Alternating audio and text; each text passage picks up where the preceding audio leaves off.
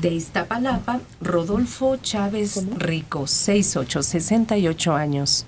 Están diciendo que el PRI ya se va, pero el PRD, Morena, PAN, no garantizan el paraíso que mucha gente espera en vano. El PRI ya tiene mucha experiencia y fue el partido que levantó a México después de la revolución. Para mí es el mejor y ganará en el 2018. Los que creen que otro partido ganará esperan en balde. Lo que pasa es que hay una diferencia abismal entre el PRI surgido de la revolución hasta 1970 al PRI que viene desde la Madrid para acá. No tiene nada que ver, es un partido de derecha actualmente donde las ideas son las ideas de la globalización, no son nacionalistas, no tampoco tienen los intereses sociales que tenía el primer PRI, o sea, es otro PRI muy distinto. Y se dedicaron a borrar de los estatutos del PRI todas esas inclinaciones sociales que había. Oficialmente lo quitaron, van con el Papa y le besan la mano. Eso, imagínate a Calles o a alguno posterior a López Mateos haciendo esos desfiguros, ¿no? Entonces, ese es el PRI de ahora. Y cambia, hay una fecha exacta cuando cambia. Cuando sustituye López Portillo a su secretario de programación y mete a Miguel de la Madrid. Ahí cambia todo. Y desde ahí estamos igual. Yo no sé qué tan importante pensar hace 50, 60 años. Lo interesante es ahorita que alguien diga, va cincho el PRI. Porque son incapaces de ver las diferencias que hubo entre aquellos partidos que nacionalizaban esto y nacionalizaban aquello, con los que desnacionalizan esto y desnacionalizan lo otro. Lo que está pasando ahorita es lo más importante. Creo que si hay un cambio de votación, se están mezclando votaciones de yo voto por el PRI porque votaban mis abuelos por el PRI, a yo voto por el PRI porque creo en el PRI. Yo creo que se está viendo otro panorama de votación. Es el único partido que tiene hegemonía. Sí. Bien firme. Claro. Mientras que los otros andan perdidos, el PRI sigue teniendo esa característica monolítica.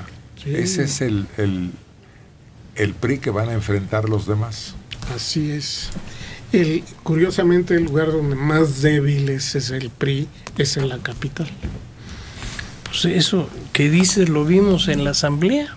O sea, para cualquier otro partido, el quitar de los estatutos la pertenencia partidista podría ser un escándalo. Ahí planchadito todo, no hubo ningún problema y se quitó una norma fundamental que era la pertenencia al PRI por 10 años. Se quitó y no pasó nada.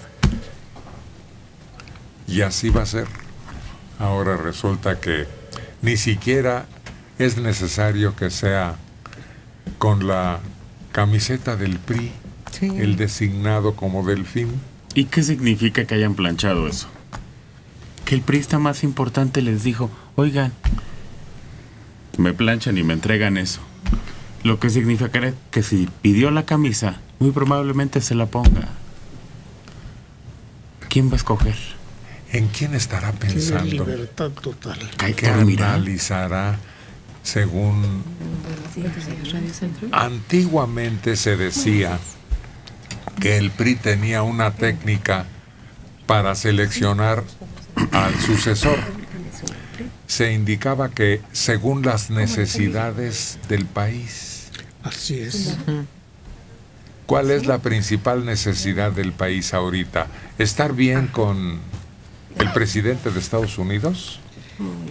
Para algunos de visión muy corta, sí. Esa es sabemos cuál es la necesidad fundamental del país, que es impedir que el país se nos desbarate por la inseguridad que afecta absolutamente todos los niveles y todas las regiones. Ese sería, pero para ellos no, para ellos es más importante que el nuevo presidente hable inglés perfecto y platique así de piquete de ombligo, de cuartos, pues, por llamarlo como lo llamábamos de niños, con Trump, que otra cosa. Yo creo que la principal necesidad de este país es tener un presidente en el que confiemos. Claro. No importa si la riega, si habla inglés, si no, que confiemos, que nos diga, vamos a caminar a la izquierda, y todos digamos, sí, señor. Pero ¿quién va a unificar a ese pueblo que ha sido siempre dificilísimo? Eso es lo difícil, por eso viene un candidato externo, esa es la razón, porque solo en alguien que no esté sucio, como lo vemos ahora los partidos, nos unirá. Y yo creo que sí se puede, ¿eh? No sé si, como dice Peña Nieto, se puede construir un candidato en 6 meses, eso no lo sé, pero el hombre sabe. Ya vimos en una fecha histórica cómo fueron a llamar a un príncipe extranjero para entregarle la patria en sus manos. ¿Se repetirá? La que se armó. Pero para mal. Por eso. Si se queda, a lo mejor estaríamos hablando de otra cosa mucho mejor. Yo creo. Teresa Monroy, de 72 años, en Gustavo Amadero. No pertenezco ni concuerdo con ningún partido político porque ninguno me convence. Y respeto a todas las ideologías. Trato de no apasionarme hasta el enojo. Pero sí me gustaría decirle a Manelik, que es claramente priista, que si el país es un caos, es por los 80 años de este partido en el poder. Porque el PAN gobernó igual y debemos hacer un cambio. ¿Y cuál es el cambio? No concluya, por favor, saque una conclusión. Pero es que, y además allí hay una falacia que ya nos la han repetido varias veces. 60 o X años que gobernó el PRI, nos hundieron. No es verdad, fueron los últimos 15 años. Antes el país crecía y crecía a tasas superiores a las de Japón. Tenían miedo Estados Unidos de tener otro Japón al sur de la frontera. Lo menos que crecía el país era un 6% anual. Y aún durante Echeverría y López Portillo, el último año de gran crecimiento fue el último de López Portillo, que se creció arriba del 6%.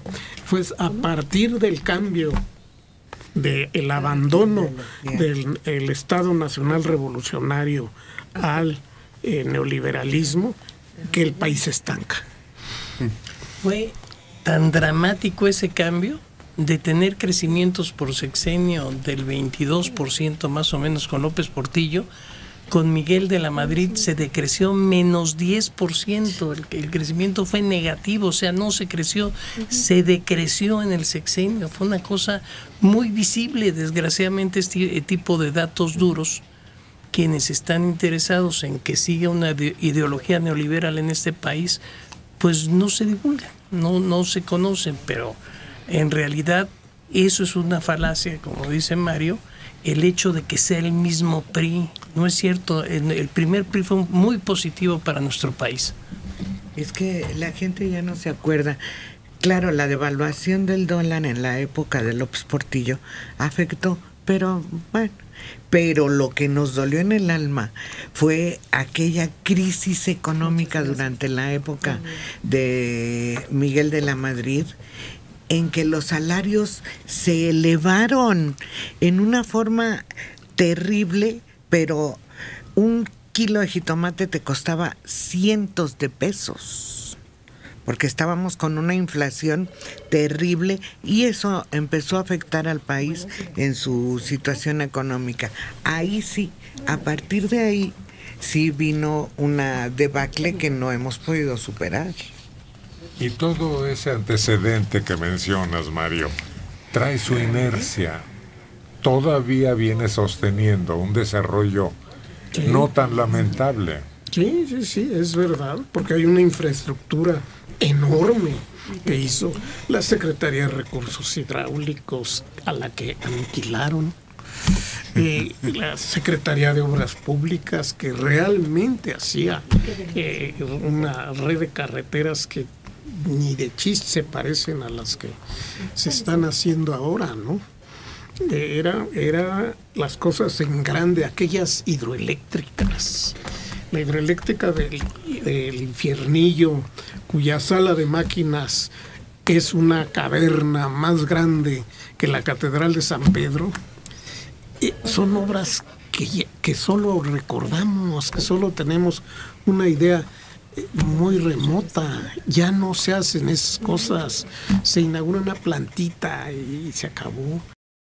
Marco Sánchez, ahora sí se volaron la barda, defendiendo lo indefendible, al PRI. No, tenemos que conocer al enemigo y reconocer sus virtudes, su fuerza, su sostén. Así que estemos con el PRI o sin el PRI. Sí. Lo importante en una contienda como la que se acerca el año próximo es saber contra qué te vas a enfrentar si votas contra él. Gracias. No, y claramente señalamos que el actual PRI pues carece de mucho de lo que le dio ese enorme poder a la institución. El problema gravísimo que yo le veo al partido oficial es que se rodeó de cuates y a esos cuates no les ha alcanzado el rigor de la justicia. Yo creo que nos aplicaron muy bien lo que decía Robert Lansing, de que México era un país muy fácil de controlar si les permitían educar a los hijos de las personas prominentes. Y eso fue lo que sucedió. Vinieron e impusieron una ideología conveniente para los ricos del mundo y crearon un país con una sociedad totalmente dividida entre ricos y pobres. Yo creo que por el contrario, nosotros hemos criticado aquí abiertamente a esta política neoliberal. Creo que te enredas, no te entiendo con claridad. Que salieron a estudiar a los Chicago Boys, que regresaron a gobernarnos, esa es la idea. Se ha hablado mucho de eso, y sí, efectivamente sucede, pero estamos hablando de la impunidad de que gozan todos los seleccionados. Pero ahí hay que también, mira, parece indefendible, pero este es el presidente que más ha hecho contra la corrupción. De verdad, ¿eh? No el PAN, no el viejo PRI. Este presidente Peña Nieto, Enrique Peña Nieto, es el que más ha luchado contra la corrupción porque es el único que ha llevado a gobernadores a juicio. Todos los demás no lo habían hecho nunca. Ángel Núñez, señores, ustedes no son doctores, son comunistas. ¿Por qué no se van a vivir a Cuba o a Venezuela como ciudadanos normales, no como paleros del régimen? Sí. Bueno, si somos paleros del régimen, no podemos ser comunistas. Hay que ser congruente. Pero comunista, que te diga comunista es un elogio. Bueno, sí. A mí sí. Yo quisiera ser comunista, pero es que uno necesita estudiar. Por eso es un materialismo elogio. Dialéctico, materialismo histórico, aprender a leer, no sé, por lo menos a José Revueltas, que no le entiende uno nada. ¿Por qué? Porque conoce de dialéctica hegeliana y todo eso. Entonces, para ser comunista se necesita estudiar, y ya quisiéramos.